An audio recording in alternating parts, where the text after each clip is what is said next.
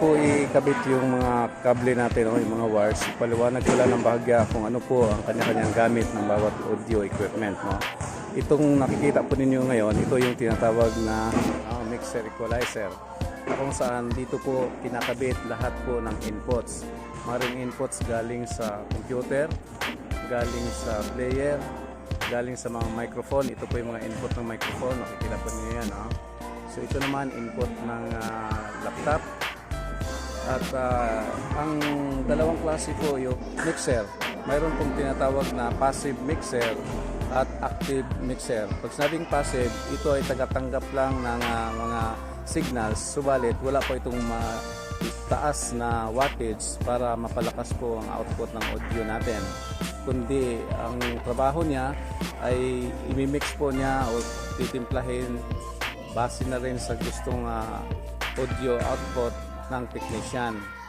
So yun po yung trabaho lang niya. Pag sinabi naman na active mixer, para sa pinaka final na output ng tunog na gusto ninyo.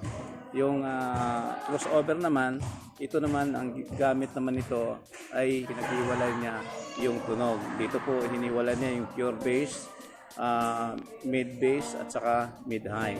So tatlo pong amplifier ang kailangan nito pag ginagamit po natin itong tinatawag na crossover. At ito na naman po yung ating mga amplifier. So mayroon tayong powered amplifier na isa para sa main na speaker po natin, at yung isa naman para po sa monitor natin, at ginagamit na rin po natin isang channel nito para sa kanyang bass. Dahil maliit lang po ang venue, nakikita po ninyo, ito lang po yung venue, so hindi po kailangan ng marami at malakas sobra ang bass kasi isang photo lang po ito. Dito po sa barangay 598, pangatlong covered court po ito dito sa barangay na ito. Likha covered court kung tawagin. Itong sa ibabaw naman, isa itong improvised na crossover pa rin siya. No? Pwede nihiwalay din niya dyan yung bass, mid-high at saka mid-bass. So yun po. At tayo po ngayon ay dadako na sa pagkakabit ng mga tinatawag na mga wires. Ganito po ang connection nito mga kapatid.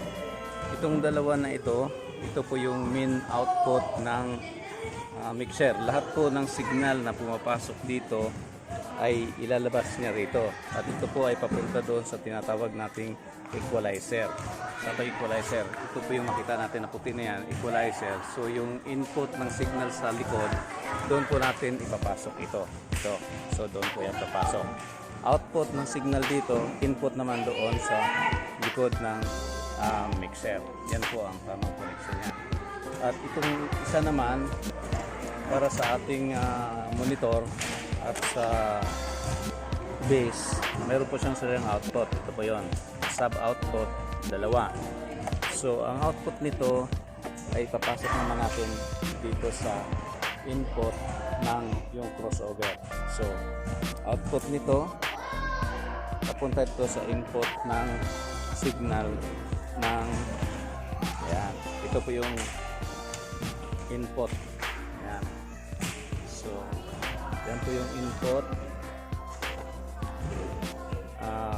Left na input, ito naman yung sa right. No? So pwede siya magpapalit ng white or ano. Yan po yan. Then ang output naman ito, so kumot ito po ay tinatawag na crossover. Mayroon po siyang sariling output. Ito output ng mid-high at ipapasok po natin yan sa output ng mid-high at output ng bass. Yung output ng bass ipasok natin sa isang channel ng input ng monitor amplifier natin. So ito yon. Yun yung isa naman dito din sa kabila. Yan. So yun po yung kanyang connection. Then yung mixer na ito, yung kanyang output ay ipapasok naman natin dito sa tinatawag nating main amplifier. Yan. So ito ito yung galing doon sa galing sa likod ng equalizer. So ipapasok natin dito sa input signal ng main amplifier natin, yung ating powered amp. So yon, kaliwat kanan. So left and right. So kumpleto na po yung ating cable connection, no? Ulitin ko po para hindi kayo malilito. Mula dito sa output ng mixer, ipapasok sa input ng equalizer. Yung output ng equalizer, so ito yon, output ng equalizer ipapasok sa input ng amplifier. Yung output signal ng monitor, pinapasok po natin dito sa input signal naman ng crossover. Ang crossover po natin may tatlong output ito na separate. Mayroong bass, mayroong sub bass, may high at saka mid high. So para makatipid lang po tayo at hindi marami yung ating gagamiting amplifier at maliit lang, kumot maliit lang po yung venue na gagamitin natin. So ayan po, makikita ninyo na hindi kailangan ng maraming masyadong amplifier kasi hindi naman kailangan malakas. So yun po yun mga kapatid.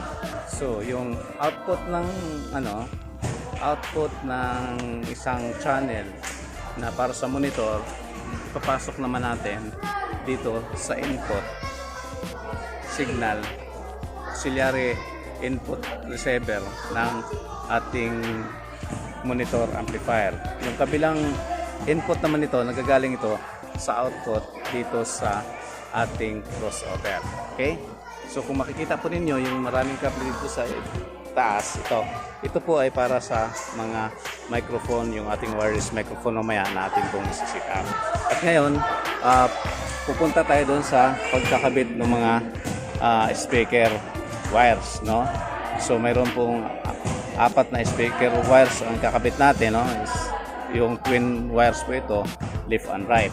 Ganon din dito sa ating monitor, left and right din po yan. Isang left para sa monitor at yung right para naman sa ating bass. Yan po. So positive ng amplifier ng terminal sa speaker, positive din na linya ng ating wire mula doon sa speaker. So ito po yung negative, dito ikakabit po yung negative, no? Usually negative itim at ang positive ay pula. So ganun lang po kasimple yung magkakabit ng mga wire. Okay? At mamaya pag tapos natin maikabit lahat ito, gusto kong pakita kung ano yung tamang pagtitimpla naman ng audio output para sa gawain po ng ating Panginoon. Pinaka-importante po na yung ating volume control ng ating mga powered amplifier ay nasa 0, no? Pinakababa. Ayan, no? So dapat nasa 0 lahat yan. Ito yung kanyang power. Ito yung kanyang main volume control, so nasa 0, no? Then ang volume control naman ng mixer po natin nasa 0 din po lahat. Ang purpose po niyan para kung halimbawa ay napasukan agad ng signal ay hindi ho masisira yung ating speaker, hindi po tayo masunugan ng speaker, no?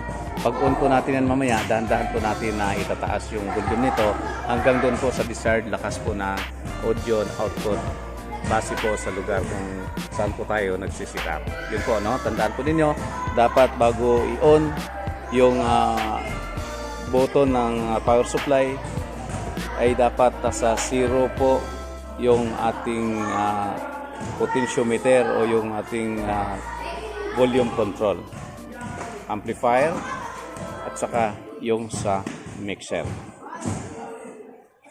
So naka-on na po yung ating amplifier para sa monitor at bass, no? Nasa gitna po yung kanyang volume control. Then yung dito naman sa mixer, ito po yung volume control ng mixer po para sa monitor at bass.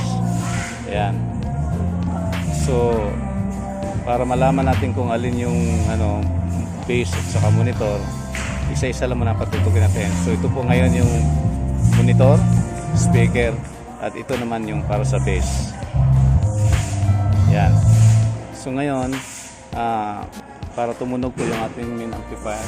Yan, ino na po natin yan at ang kanyang level control ay lahat ay nasa 0. So para tumunog yan, so i-on po natin yung power supply ng equalizer. Yan, tao na po siya, no? So lagyan natin ng konting power yung volume control ng main para sa main amplifier. Buksan natin yung isang channel na muna para malaman natin kung gaano malakas. So, yun na po yun. Yan. So, konti lang po yung kanya, no, mga subabaan po natin yung kanyang signal, no, yung input signal para maitaas po natin ng konti yung signal control, yung control naman ng yan. So yun. So para mapatunog naman natin yung kabila, taas din natin ito. So isipin natin yan. Then baba natin to para malaman kung tumunog o hindi. Yan.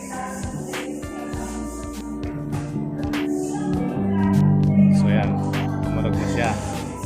Taasan natin ng konti yung signal ng input. Galing po ito sa netbook, no? Yan. Yan po nagagaling yung tunog. So ito yung sa isang speaker. Yan. So pwede nga nang pagsabay ng tunog pati itong sa bass at saka itong sa monitor para magbalansin na po ang tunog. Para mapakinggan po natin, lapitan po natin yung ano. Ito po yung para sa monitor natin, napapakinggan po ninyo. Ayan. Ito po yung monitor para sa ating choir mamaya. At ito naman po yung ating main speaker para sa house. Ito. So mayroon po tayong 4 na speaker. Ang parallel connection pala dito. Yung sa baba, yun po yung bass natin.